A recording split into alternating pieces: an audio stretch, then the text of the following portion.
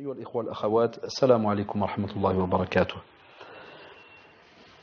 On a parlé des 10 derniers jours du mois de Ramadan et leur importance parce que justement, subhanallah, s'y trouve une nuit très très importante que l'on appelle donc la nuit du destin, Laylatul Qadr. Et comme nous l'a montré donc Allah subhanahu wa ta'ala dans le Coran, donc il y a justement une sourate qui s'appelle sourate le destin. Inna anzalnahu fi Laylatul Qadr. Et justement Allah subhanahu wa ta'ala nous dit wa ma adraka ma Laylatul Qadr. Laylatul Qadr khayrun min alfi shahr. تنزل الملائكة والروح فيها بإذن ربهم من كل أمر سلام هي حتى مطلع الفجر. الله أكبر. Ça veut dire qu'Allah subhanahu wa ta'ala déjà nous montre, subhanallah, et à nous-mêmes d'être étonnés. Inna anzalnahu fi laylatil qadr wa ma adraka ma laylatul qadr. Ça veut dire qu'on a révélé justement donc le Coran, quand ça? Pendant la nuit du destin. Et subhanallah, et qui te dira ce qu'est la nuit du destin, mashallah? Cette nuit, comme vous savez, qui est meilleure que 1000 mois d'adoration. Et durant celle-ci descendent, alhamdulillah, les anges et ainsi que l'esprit par sa permission, c'est-à-dire par la permission d'Allah subhanahu wa ta'ala, et tout ordre aussi, pour donner donc tout ordre. Et elle est paix et salut jusqu'à l'apparition donc de l'aube. Donc subhanallah, pour nous, c'est une indication très très importante, Allah, qui nous montre que on a, nous la communauté de Muhammad sallallahu alayhi wa sallam, un honneur incroyable qui est donc de pouvoir vivre cette subhanallah nuit. Et tel est pour nous donc entre guillemets un grand honneur. Et subhanallah, quand je dis un grand honneur, c'est parce que comme d'habitude on est souvent déconnecté de certains actes d'adoration.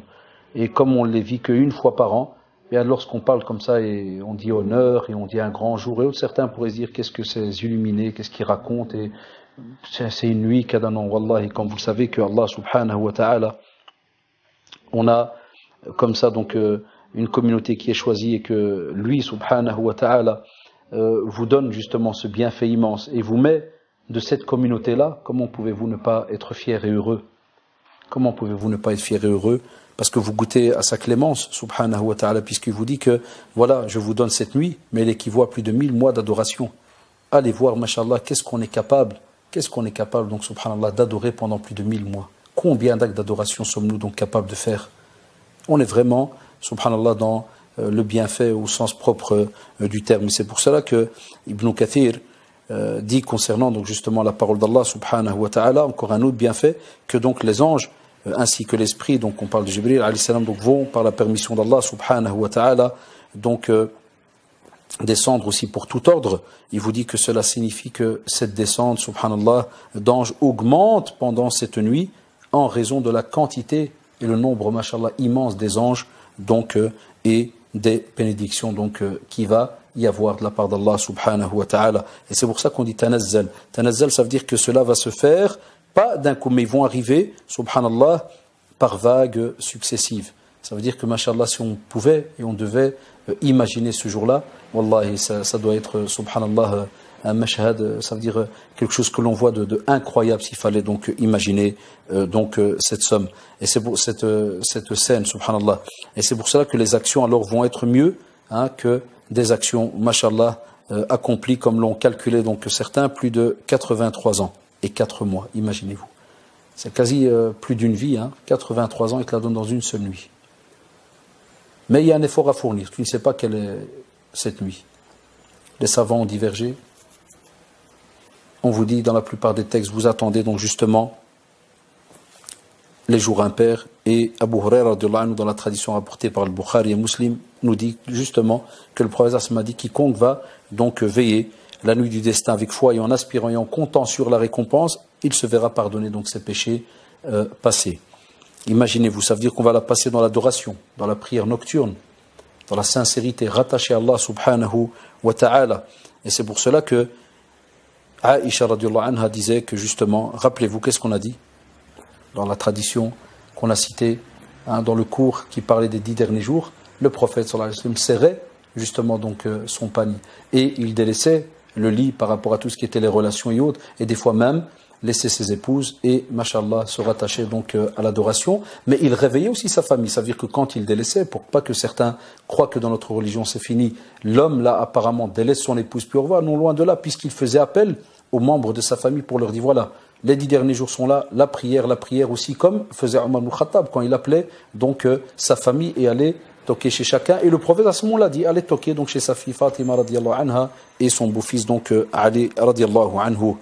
Et c'est pour cela que on voit alors à ce moment-là que si jamais, comme a dit le prophète sallallahu alayhi wa sallam, a demandé, elle a demandé justement, elle, Aïcha radiallahu anha, au prophète sallallahu alayhi wa sallam, elle dit, si je coïncidais avec la nuit du destin, quelle invocation dois-je y consacrer? Il lui a dit, tu n'as qu'à dire, oh Allah, tu es indulgent et tu aimes le pardon, alors pardonne-moi. Donc tu es celui, subhanallah, qui est donc indulgent, qui accepte le pardon. Donc c'est très très important. Et elle est recherchée, on a dit, dans les 10 derniers jours. Et c'est pour cela que le prophète sallallahu alayhi wa sallam nous l'a rapporté dans la tradition donc authentique. Et on nous dit, elle est dans le Bukhari et Muslim. Cherchez donc la nuit d'Al-Qadr dans les 10 derniers jours. Et lesquels de Ramadan, comme vous le savez. Et c'est pour cela qu'on parle alors de la nuit du 21, du 23, du 25, du 27 ou 29, donc du mois de Ramadan. Et le prophète sallallahu alayhi wa sallam a dit aussi que je vois que tous vos rêves s'accordent pour que la nuit donc du destin soit dans les 7 dernières nuits. Et subhanallah, ainsi que quiconque veut les chercher, il a qu'à les chercher donc dans les 7 dernières nuits. C'est aussi rapporté par Al-Bukhari et Muslim. Et Ibn Omar aussi rapporte également que le prophète sallallahu alayhi wa sallam a dit, cherchez-la donc dans les 10 derniers jours, les 10 dernières nuits, justement donc de ce mois. Mais si l'un d'entre vous, par exemple, va faiblir, n'aura pas la capacité ou est incapable, qu'il ne laisse pas les 7 dernières nuits. Donc imaginez-vous donc, subhanallah, hadith rapporté par Muslim, quel bienfait qui nous est donné par Allah subhanahu wa ta'ala. Et c'est aussi des traditions pour nous rappeler qu'il ne faut pas être de ceux qui, subhanallah, vont attendre donc tout simplement les 10 derniers jours pour se réveiller, loin de là. Et l'imam Ahmed, rahimahullah, a rapporté selon une authentique chaîne donc, de transmission, d'après Ibn Omar, que le prophète m'a dit, celui qui veut la chercher, qu'il l'attende dans la nuit du 27.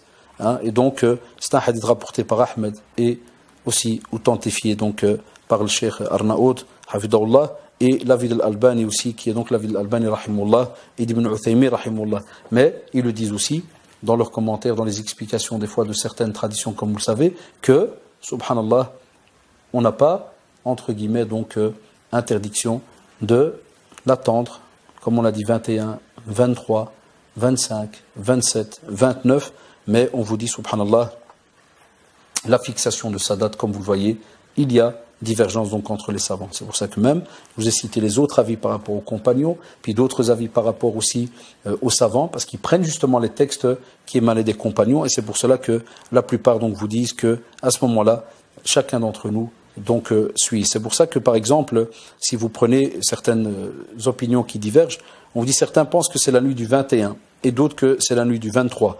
Et d'après Abdullah ibn Unais, le prophète sallallahu alayhi wa sallam a dit, la nuit du destin m'a été révélée en songe pour l'oublier tout de suite. Puis le lendemain, je me suis trouvé me prosterner dans l'eau et de l'argile. Et Abdullah de conclure ensuite, il a plu sur nous à la nuit du 23e jour, donc de Ramadan.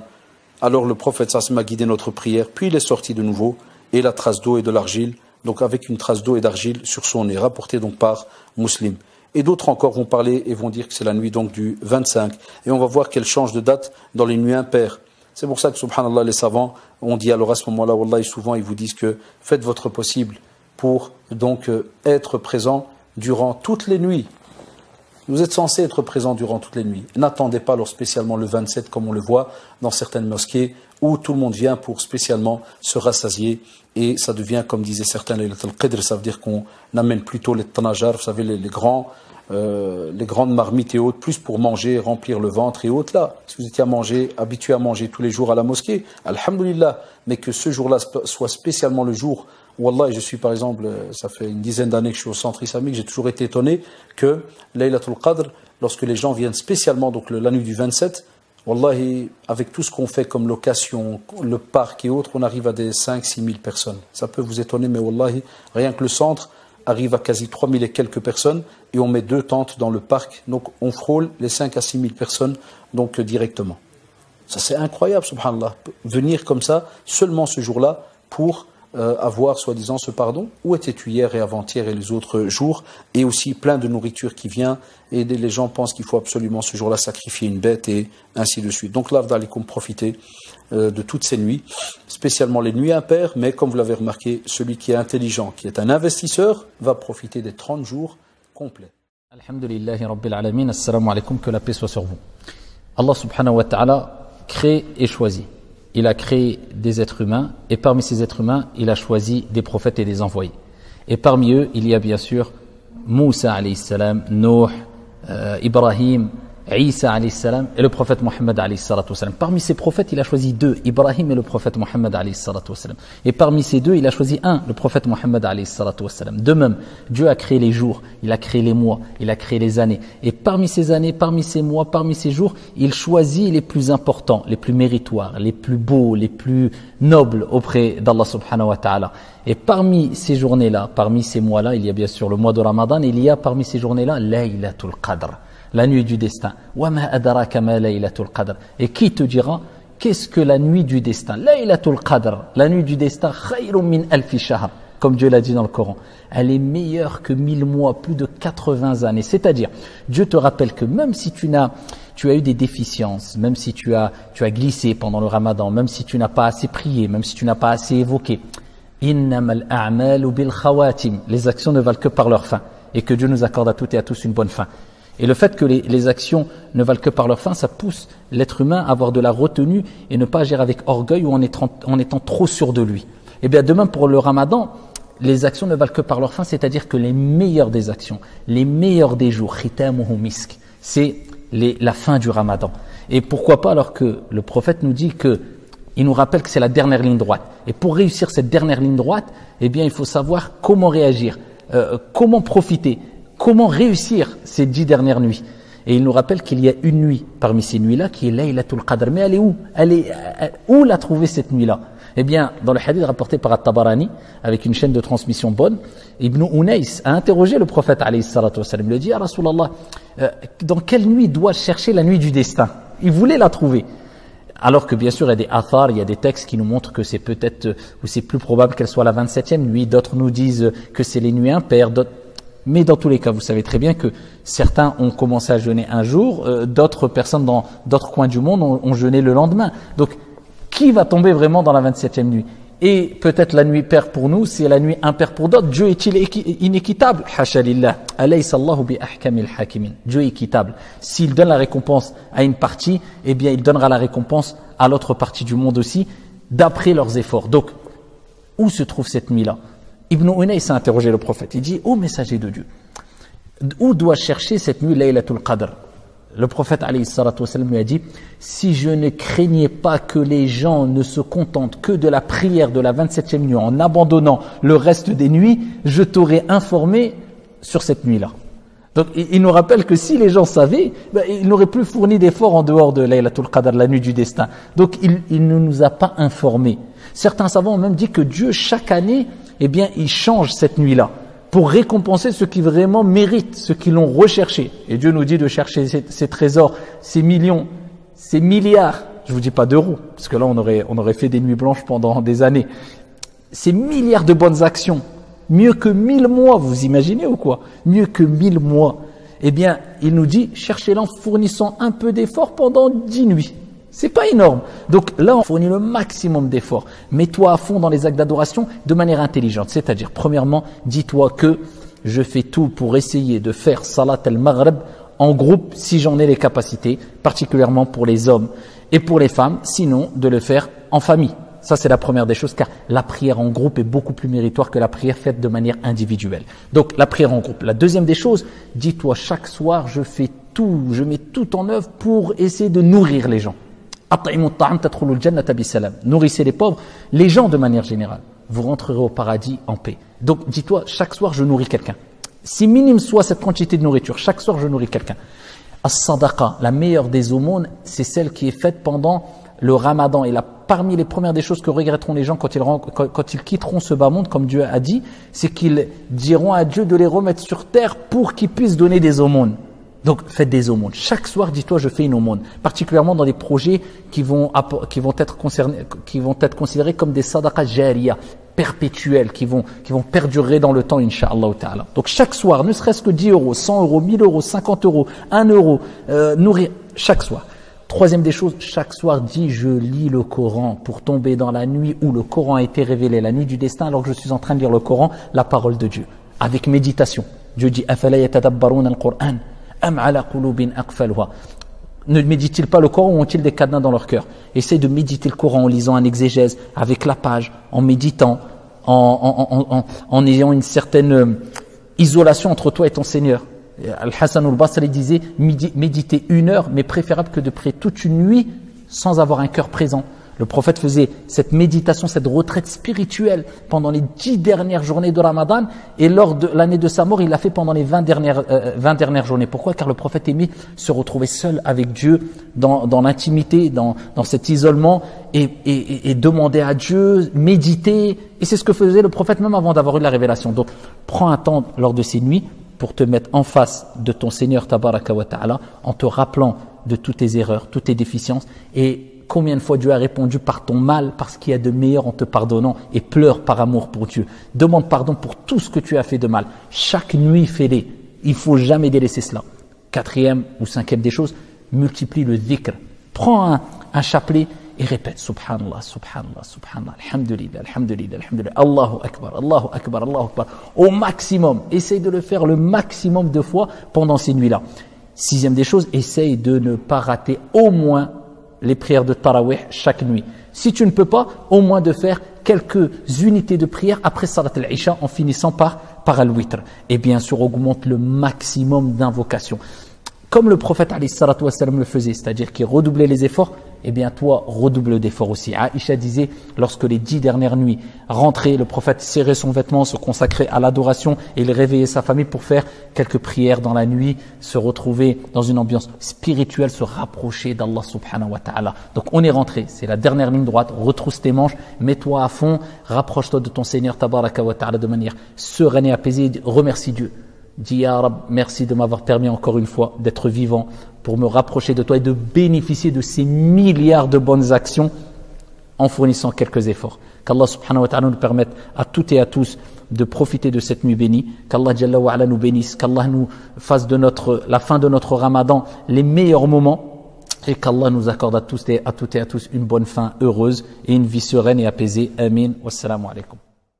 رمضان أقبل يا أولي الألباب فاستقبلوه بعد طول غياب عام مضى من عمرنا في غفلة فتنبهوا فالعمر ضل سحاب وتهيئوا لتصبر ومشقة فأجور من صبروا بغير حساب الله يجزي الصائمين لأنهم من أجله سخروا بكل صعاب لا يدخل الريان إلا صائم أكرم بباب الصوم في الأبواب الله أكبر الله أكبر الله أكبر لا إله إلا الله الله أكبر الله أكبر ولله الحمد الله أكبر الله أكبر الله أكبر